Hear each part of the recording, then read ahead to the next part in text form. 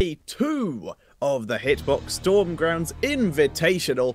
I will be your caster Tetra, and I am joined by one of my personal favourite casters and greatest esports friends. It is the Forecourt Jester. Forecourt friend. Woo! Forecourt friend. Forecourt Brightwing. Yeah, my Brightwing. Oh God, what has become of my life, Tetra? You didn't tell me about this. Why didn't you tell me I was becoming Brightwing? I swore I'd never become this. Anyways, quite the game set up for us here because we got both of our semi-finals ready to roll for today.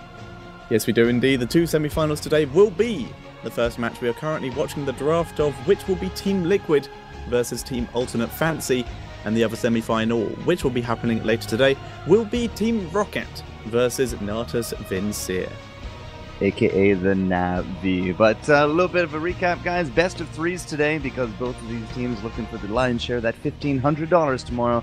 And game number one, as you can see, already underway with the draft. We're going back to the Tomb of the Spider Queen.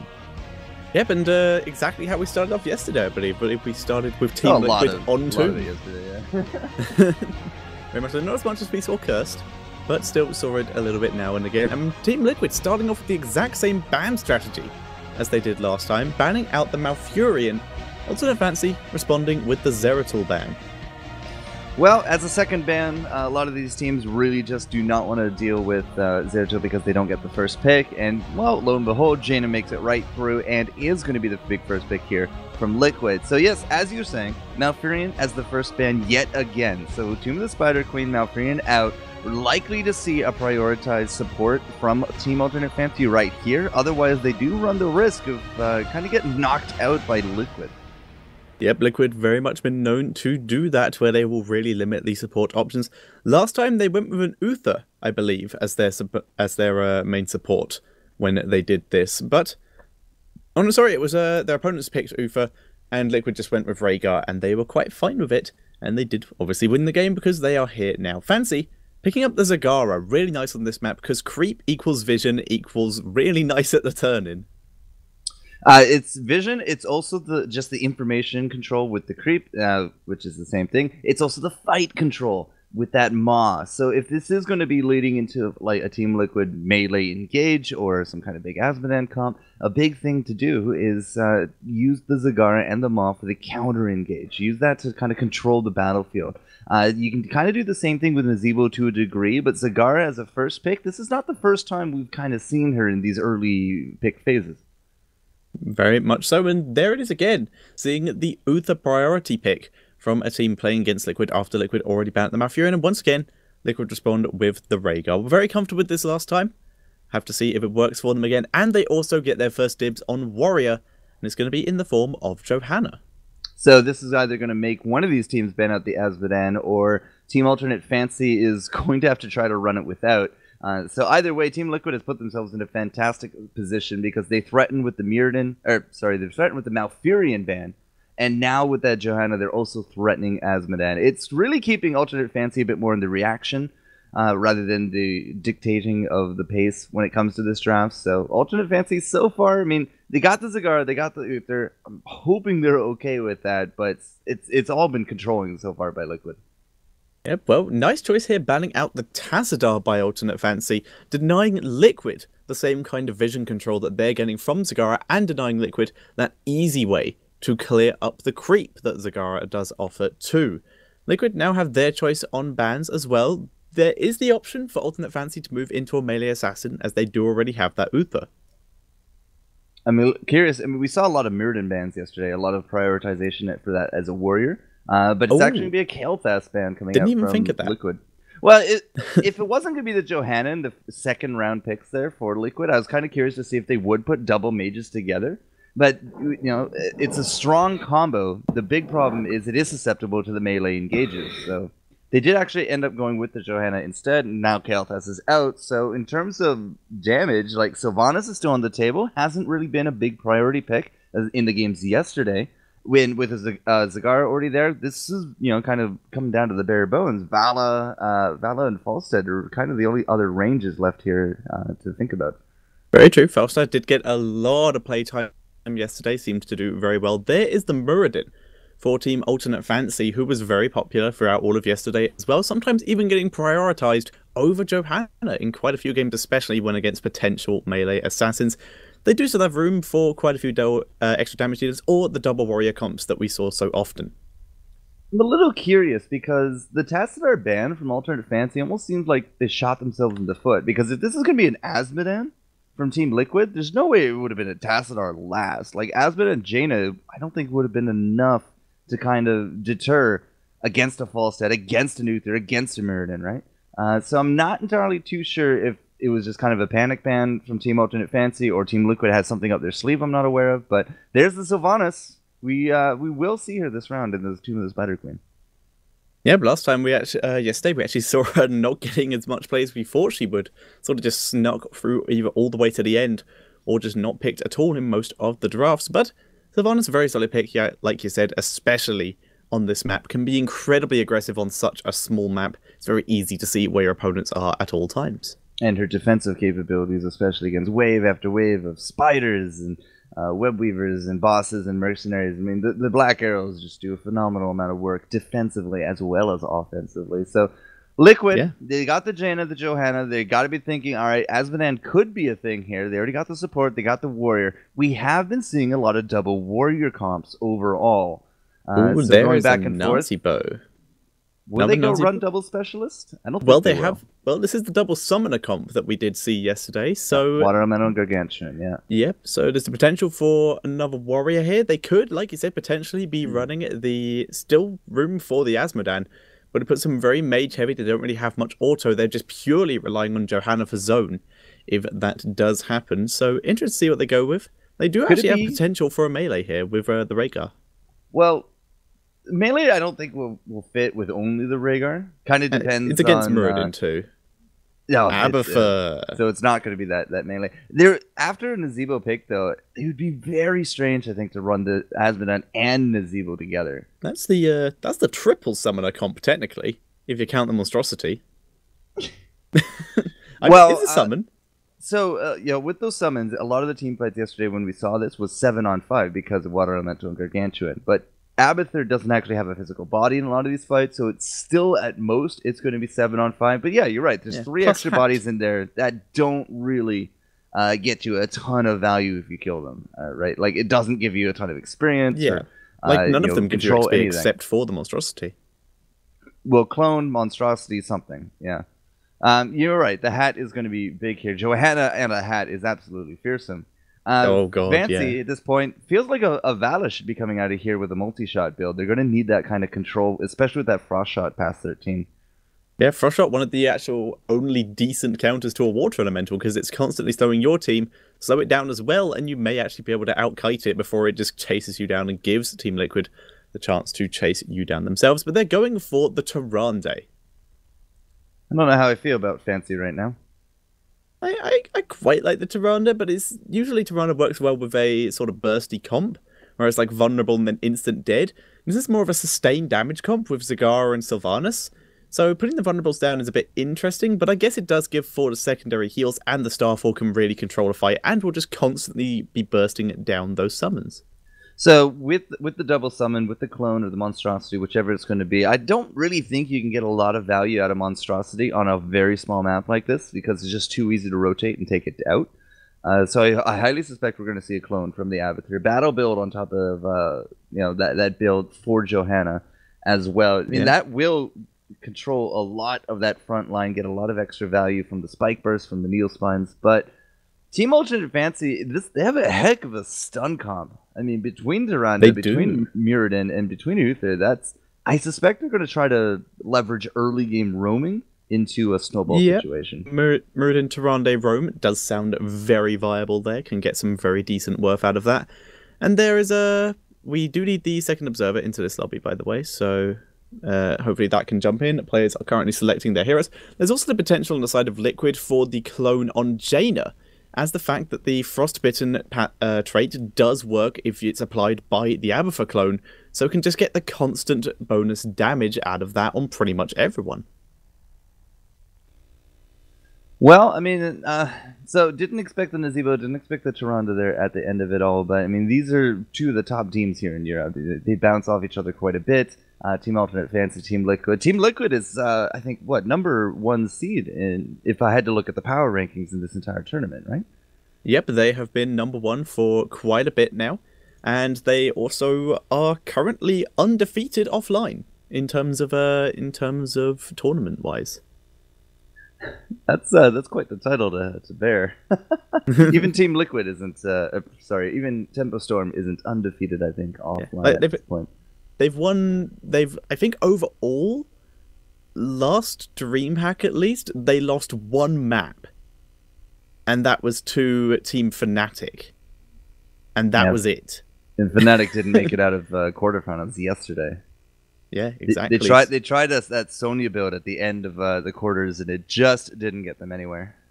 Yeah, it didn't really work out for them, but loading screen is now underway. We are getting into this first match of this best out of 3 series between Team Liquid and Alternate Fantasy. It's gonna be on the Tomb of the Spider Queen.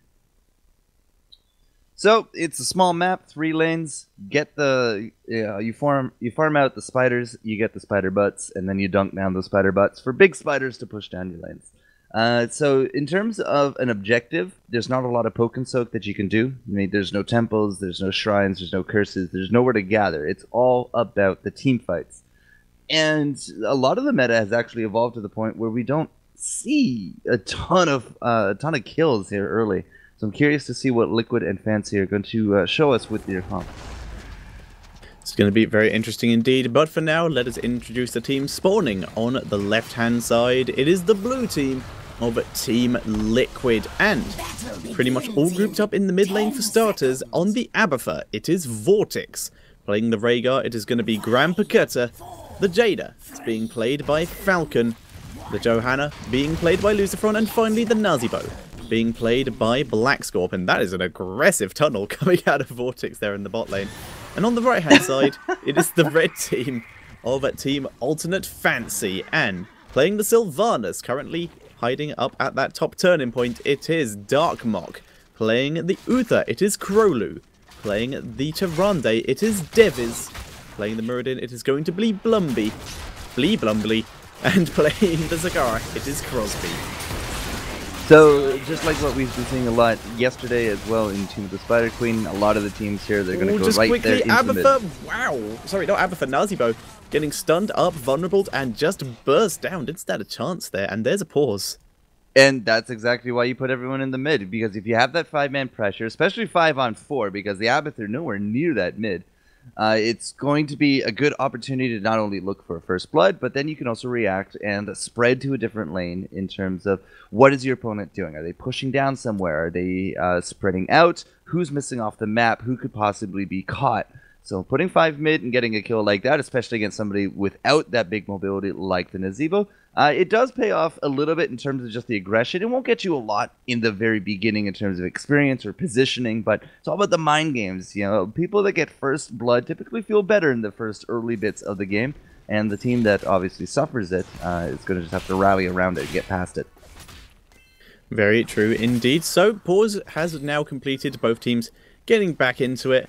And having a look at the early talents, fairly normal out of anyone. There's nothing that really stands out other than kind of the Spirit Walker's Grace coming out of Rhaegar. Sometimes you'll see that be replaced by some other talent like the shield damage we did see once yesterday. Not usual, but sometimes other stuff does pop in.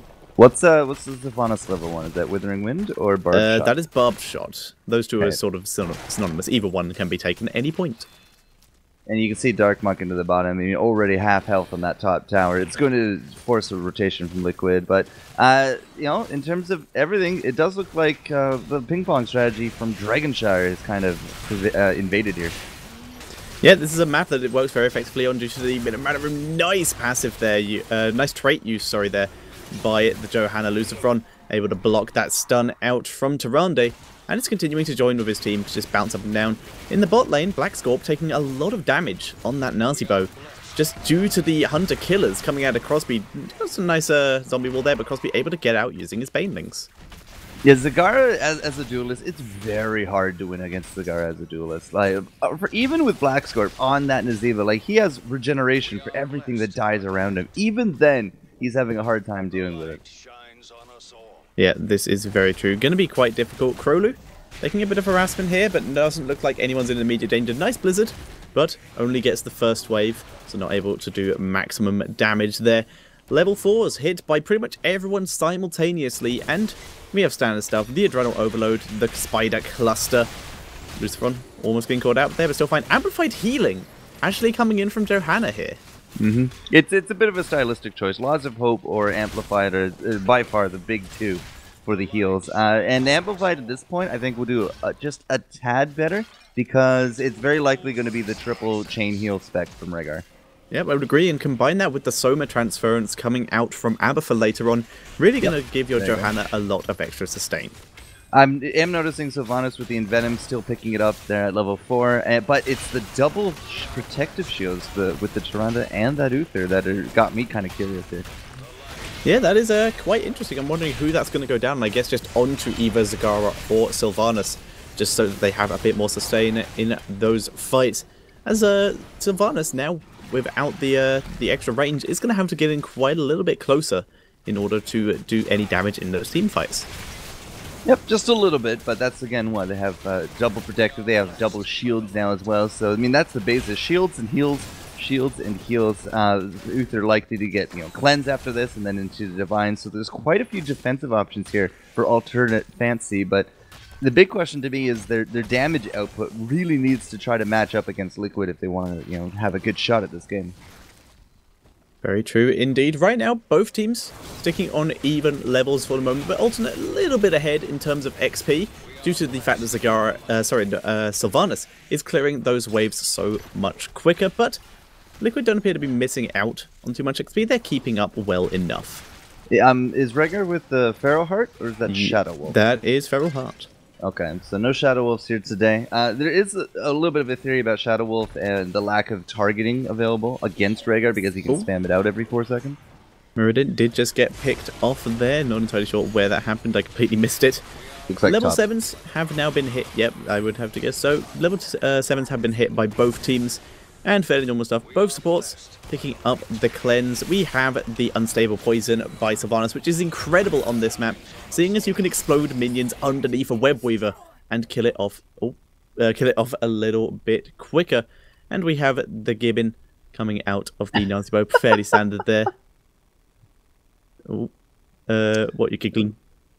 It looked like the pause kind of paused, resumed, pause, yeah, resumed, pause. Yeah, everyone was trying to pause. I'll do it. No, I'll do it. I'll pause. Yeah. Always just let the captain do it, guys. Yeah. So they're gonna let the leg settle. It looks like we're gonna be back into it now.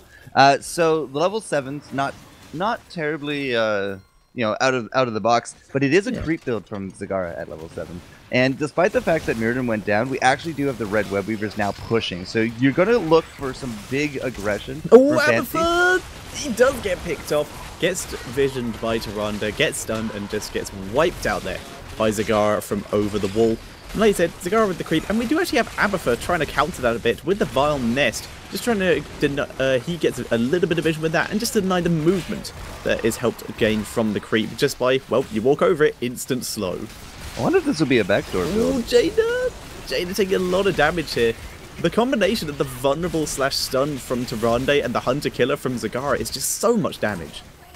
It's steady damage, and that's the big thing. Rhaegar, in theory, with the bouncing and the chain heals, level 13, 16, 20, double chain heal, rewind, he will be able to counter out a lot of that, but he's not quite there yet, right? He's still level 8, doesn't have anything past the mana cost reduction.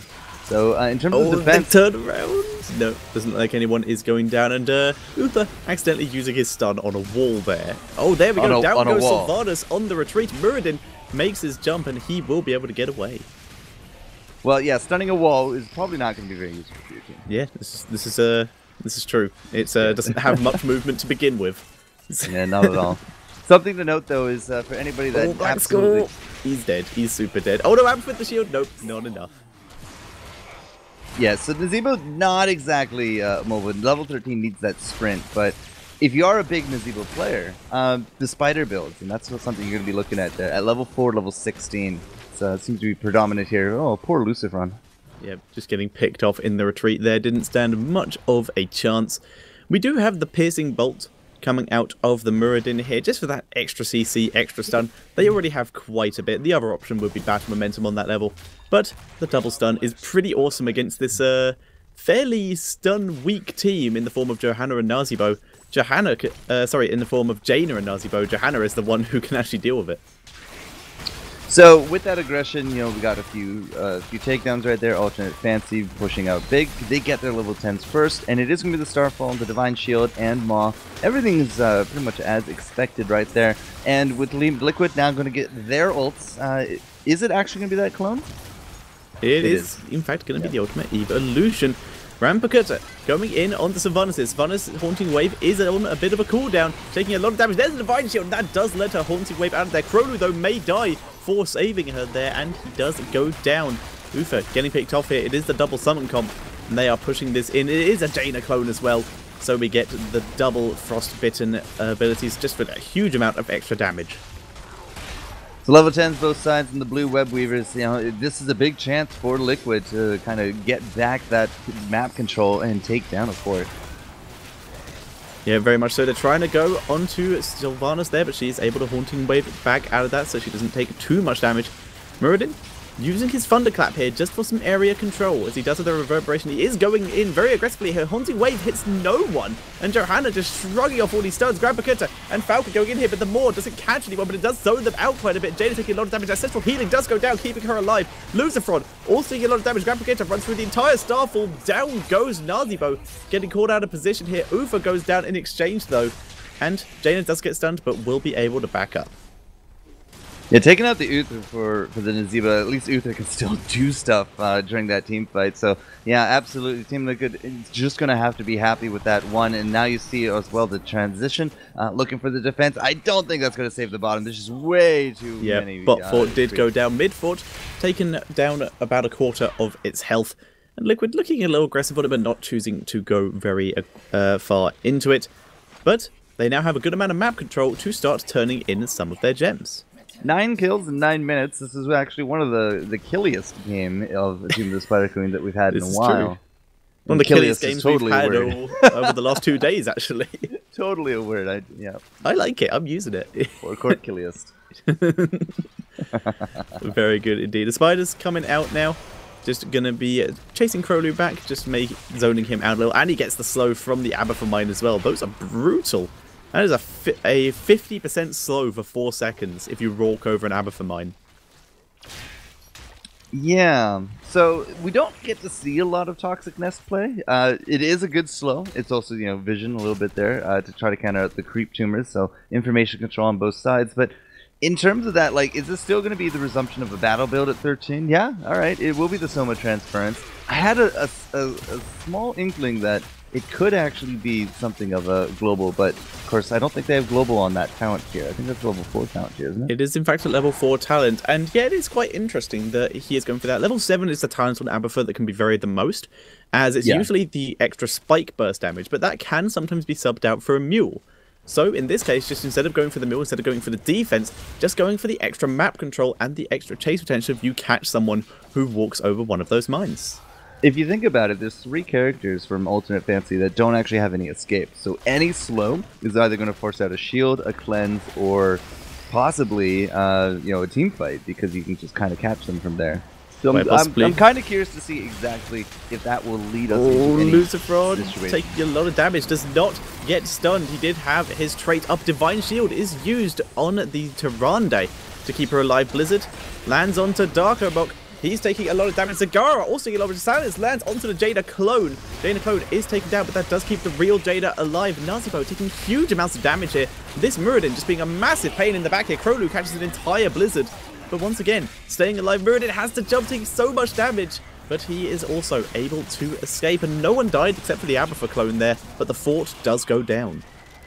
Abathur clone, if I recall, actually does count for a quarter of a kill worth of experience. It does indeed. I think it's actually half, isn't it? Half? That was I quarter. have no idea. I'm gonna Either hover way, over it it and does look. count as a little bit of experience, but nobody else going down. Every single heroic is, just kind of on the floor there. It's got to wait for that respawn time to come in. 50 gems, 20 gems. Well, 16 now as they're kind of trying to dunk down from each side. Nobody's still willing to give up that map position.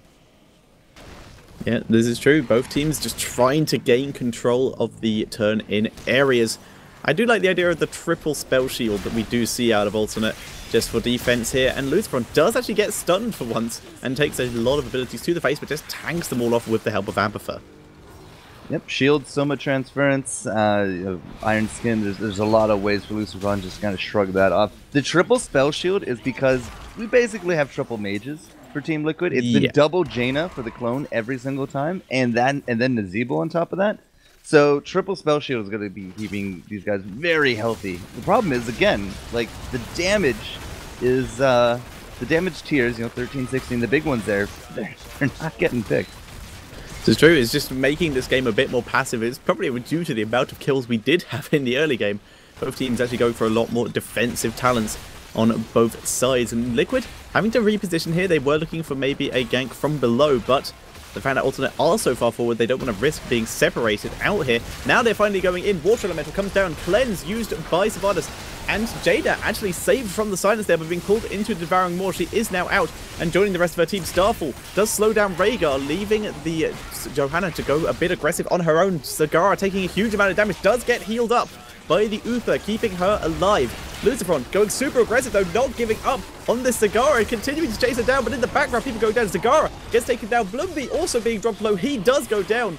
And Devis is on the run on his own, but he will escape, and Sylvanas is able to Haunting Wave over the wall. A 2-for-0 in favor of Liquid. Something really scary about Johanna charging you with an out of their hat, like just absolutely scary. And not only that, level 16. Yeah. How does kill? Yeah, the level 16 is the slow, I believe, on it is the slow the burst. So it's just like not only do you have an unstoppable tank coming at you with that condemn, with the blind, and now with a slow that heals her every time. Oh, it's absolutely scary. Yeah. She did go for the battle momentum at level 7. I want you to imagine what this particular idea would be like if she had taken the movement speed on her condemn instead. So I think the battle momentum's a bit better because she's safer in I the agree. inject, so she can get more shield skills back, off. but it would be so terrifying. The fact that it slows you and gets faster when it comes at you and is basically impossible to kill. It's just one of those parodies, man. One of those parodies. All right, so we were actually successful in dunking down enough for the red team for another set of red web weavers. We had 40-something gems on the Sylvanas. So while the rest of the team there is dealing with the boss, it only gets themselves support. We now have some big lane pressure mounting elsewhere, although because there's not a lot of nurturing to the bottom and mid, they're going to get cleaned up pretty quick. Yep, top web weaver, only one, not the only one left alive, sorry, bot one is still alive now, but that will not last very long. Down it goes. Mid-fort though, does get picked off very quickly. And now Liquid moving up, want to see if they can catch someone else. Spiders do have the leaping spider talent, so they can keep vision and keep an eye on the entirety of Alternate Fancy here. Make sure they don't get too aggressive. That's a lot. That's a cold embrace for Sylvanas at level 16. So now we have a spreading vulnerability for the team. Will that make the difference? I'm not entirely sure. We've had vulnerability the whole time with Tyrande. Yeah, and it's not really helped them with killing Lucifron, who appears to be pretty much invincible. Down goes the bottom fort as well. That is all 3 forts down for both teams. Now on to the keep, and Alternate Fancy just not overextending. Just going to be backing up, waiting for their opportunity. So we've equalized out the fort count. The boss is down. There's only really bruisers in the bottom mercs at this point. And, well, I mean... Oh no, Jada in a bit out of position here. Does use her ice block, but she gets stunned up. Drops the water elemental in her retreat path to block anyone chasing. And now we're seeing a huge fight down the bottom. Sylvanas taking a lot of damage from Vortex as the Jada clone. The Johanna being so disruptive, but Jada does get caught out. The real one. Vortex is in the background trying to burst someone down, but he goes down as well. Lucifron has mounted up and managed to escape, and Blackstorm will be able to run out of there. But the Jaina did go down, and so the Ampha, so that's a little bit of XP and a good push opportunity for Alternate Fancy. But we don't have any web weavers for them to kind of capitalize on. In fact, the blue web weaver is now going to be entering the fray, so they're going to be stuck on defense duty. They're not going to get a lot of pushing done because of those web weavers. But something to be said there. I mean, they caught Jaina, who immediately ice blocked. When she got out of it, Immediately there's a cleanse from the Rhaegar, from the level 7 talent, and, Alternate Fantasy just kind of waited around from there. And as soon as they, had their opportunity, the stuns came back up. They just destroyed Jaina because they had no more tricks in the bag to save her. It was kind of a nice patient play from them. They also juggled out the hit points of Sylvanas extremely well, but double heals is a scary thing. She had full hit points by the end of that fight. Yeah, and they did also use the protective shields on her to protect her from a lot of that incoming damage. Just a very well played fight by Alternate Fantasy, and they didn't even get distracted by the Abathur clone that was basically trying to kill their backline. They basically focused on their targets first. Yeah, the Abathur clone wasn't much of a threat after he had already spent all 3 of those spells. Like, there's that recharge period, so he's just auto-attacking her by then, and it doesn't quite do the damage that you might think it does. Very true. Jaina, not most well known for her auto-attack prowess. Blumby, hovering very far forward here, just keeping an eye out, seeing if there was anyone coming down that little hallway, but now just going to go back and join his team, help clear up these mercenaries of Team Liquid. Alright, level 18 from both sides. I mean, it's basically just what kind of positioning can we get with the boss, what kind of gem counts do we have. It does look like both sides are very close to turning in on the numbers. And at the same time, it's just, I think we're going to be looking for a race to 20 and then a kind of a big team fight from there.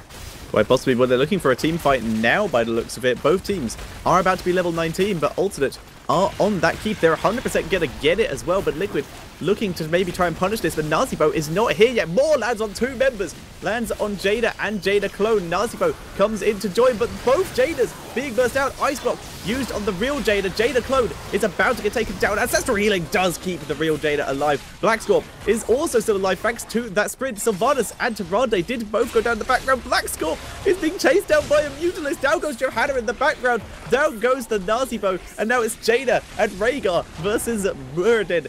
And the Ufa. Ufa does go down. Now it's just Muradin. And remember, these guys do have Abathur on their side, and he will help them chase down Blumby. And they're trying to micro here, just drop that root on him whenever possible. Ufa is just healing him up as much as possible, though. Blumby, he's trying to escape. The bolt over the wall. Level 20 was just hit by Liquid, and they're going to use that to kill off Blumby. Very nice. A big problem right there is Alternate Fantasy. Like, the way that they initiated was fine. They went in for that keep, and they got it, which is good. And immediately you saw the Maw come out, and the Maw wasn't timed with the Wailing Arrow. The Maw was actually on its last tick, and the Wailing Arrow came out, and it didn't hit Jaina or the clone at all.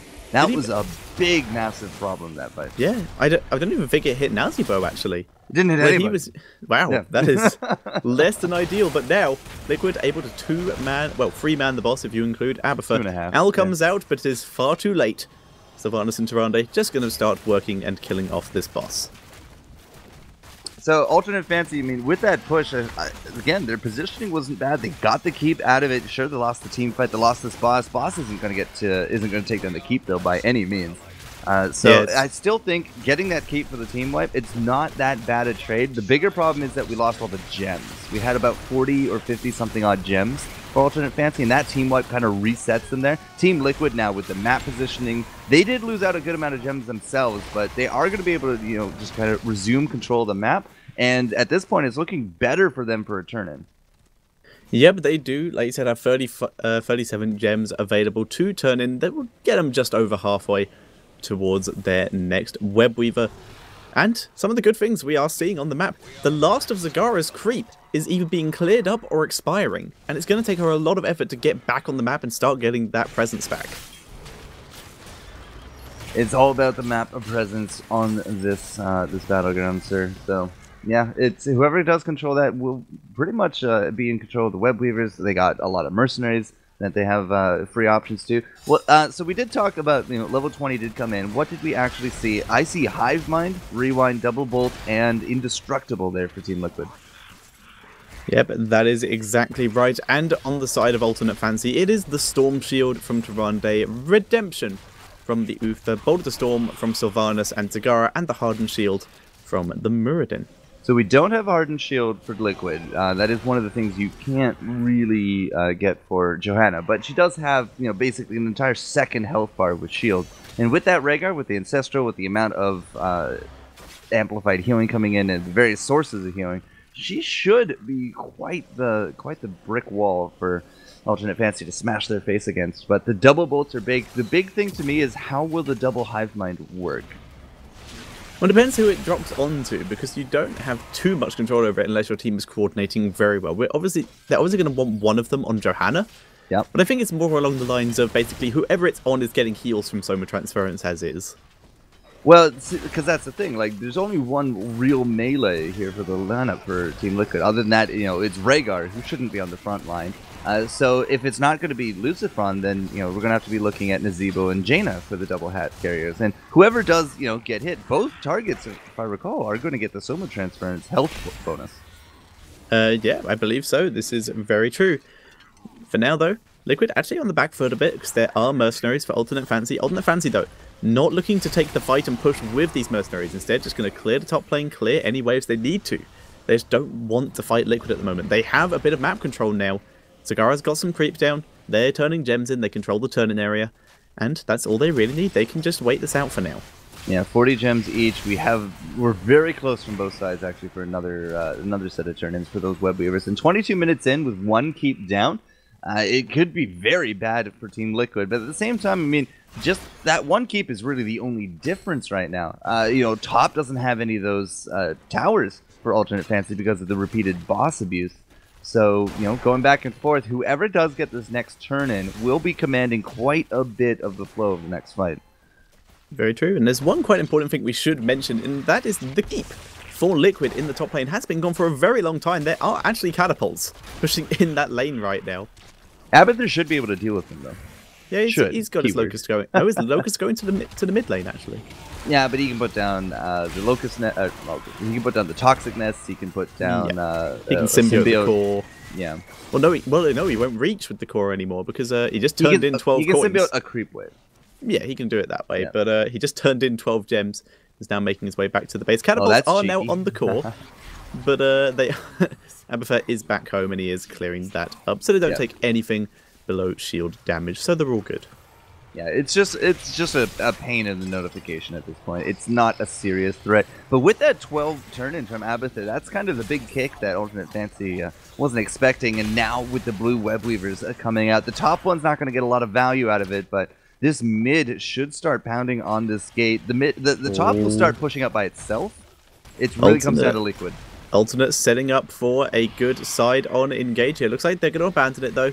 Do not want to fight under that web weaver, and in fact just going to move behind their wall and just start clearing up the web weaver as opposed to trying to fight Liquid, or they might have been out of position. And there we go, we still Dark One. They have to use his bolt due to the zombie wall blocking his entrance to his own base. Using a bolt this early in the fight is not going to be boding well for Alternate Fancy. Now, we don't have a Sylvanas for Liquid, but the siege is starting to really push in. Yeah, they don't. Who needs Sylvanas when we have web weavers and Nazeebo just throwing out all the abilities there? Sylvanas has moved down to the bot lane because there was a minion wave down there, so she could use her unstable poison to basically burst down that web weaver by herself. Yeah, destroyed. The one at the top lane's actually done a lot better than I expected it to. I expected it to die about halfway due to the catapults, but it's made its way all the way over to the enemy base. The catapults, I don't think, would actually target the big guy. I mean, he is almost dead, but they will if he's got locked up by the minions. They target whoever. He's dead now, but he made it to the keep. Yeah, he made it to the keep. And as I said, there's no gate up top, and it looks like these web weavers have basically just kind of opened the door to all three lanes. Now, Liquid do not have any kind of gem superiority here at all. In fact, it's a big danger of a turn-in from Alternate Fancy. And I'm a little surprised that all of them are kind of going down into this bottom as they were. I mean, if Black Scorp had found all 5 for the turn-in here, that could have been bad. But still, all 5 were kind of showing on the map for Alternate Fancy, so Black Scorp, he knew that. Still, we got a little bit of a scouting nest right there, and they will find Blumby. Alternate Fancy will hold, and they are in a good position now because they can threaten the next web weavers.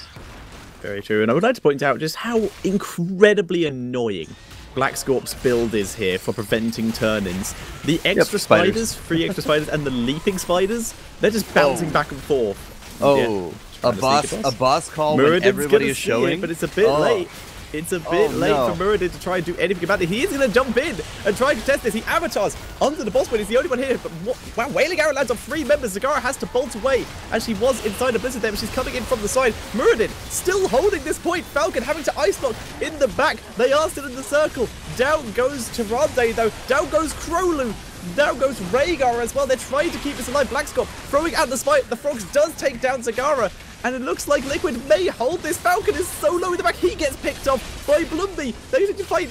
Ufa has come back from the dead. Blumby is about to go down. It's now Ufa versus 2 members, and down they all go. His redemption has been used. And Liquid able to keep 2 members alive, plus the Abathur, grab the boss, and are now moving in to push down this top lane. And by the looks of it, according to Nazi, both the mid lane. Very scary fight. I mean, they do call that the throw pit for a good reason. And, Very much so. Yeah, you saw right there the power of the survivability from Alternate Fantasy. But unfortunately, by the end of it, I mean, that survivability didn't amount to much past a few kills. And again, like, this is something I keep bringing up again and again.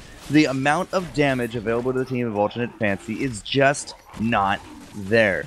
It's now 2 levels difference between them. We got Stone Bros in the bottom. You got a boss in the top. This could be GG right here. It's a 3-man push. 2.5-man push with the Gargantuan, yeah. And that will be that, my friend. It's just a better Team Liquid comp. Yep, Team Liquid, just so much damage coming that day, like you said, and a lot of survivability. Like, that hive mind in that last fight kept everyone alive for so long. The fact that Rhaegar went down first was very worrying, because that was all of their sustain gone, and Uther was able to basically stay in the fight for long, but Uther couldn't keep Muradin alive. If Muradin stayed alive, they may have been able to win that last fight, but he went down. Uther had already used his redemption. He went down as well, and that was Liquid picking up the rest of the fight. It was actually a 6-on-5. It was. And Liquid still came out ahead of it. A big thing there is that because Abathur, like if whoever he was targeting, the hive mind had huge value in that last fight. It's a small spot. Nobody was really getting out of range of each other. There was a lot of AoE damage. The double needle spines coming out. The double carapaces coming out as well. The health transference was absolutely real. So that's why Johanna looked so good by the end of it. Big credit as well, to the Rhaegar with the chain heals bouncing around, the rewind there as well, the amplified healing. It was just a lot of value that came together in that throw pit. Yeah, it's a shame that with the new UI update, we can't see everyone's healing anymore, because I'm really curious to see how much healing Abathur actually did in that game. He doesn't have a role icon for heal? No, specialists don't have one. It's under siege damage for them, technically. It's probably which he between did top. 10 and 15k. I mean, that's about average right now for a hive mind. I'd assume so. There were 17 kills to 10 by the end of it, so yeah, perhaps less than 15k. Yeah, I would assume it's so. So, I do not know if we're going to head to a break in between the drafts quickly, because I assume the players will want to use the toilet or whatever. So, we're just going to join them and have a very quick break, and when we come back, it'll be game number 2 between Team Liquid and Team Alternate Fantasy.